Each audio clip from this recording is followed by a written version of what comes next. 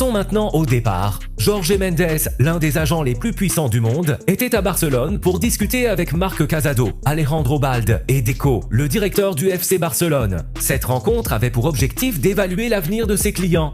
Pour Marc Casado, plusieurs possibilités existent. Il va quitter Barcelone. Contrairement à certaines rumeurs qu'il envoie à Al Hilal, on me dit que le dossier reste ouvert à plusieurs autres clubs en Europe comme à l'étranger. Casado va donc clairement quitter le FC Barcelone.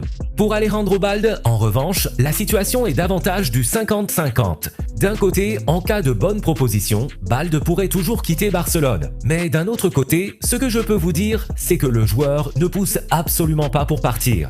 Pour vous donner davantage de contexte, une conversation a notamment eu lieu cette semaine entre Jorge Mendes et Manchester United. United cherche un latéral gauche et s'est renseigné sur les conditions d'un éventuel transfert. Jorge Mendes étudiait cette possibilité, mais le joueur, lui, ne pousse pas pour rejoindre Manchester United. Et il ne s'agit pas d'un rejet de la part de Manchester United.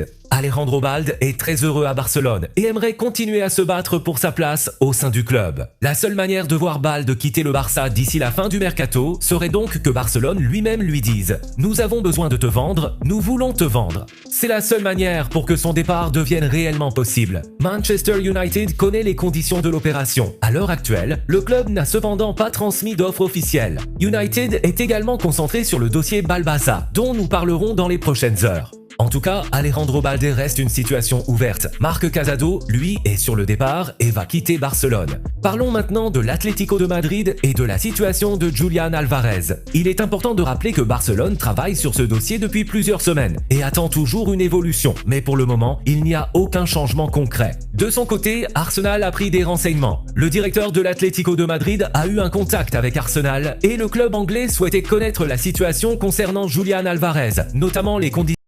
Cliquez sur le lien pour regarder la vidéo complète.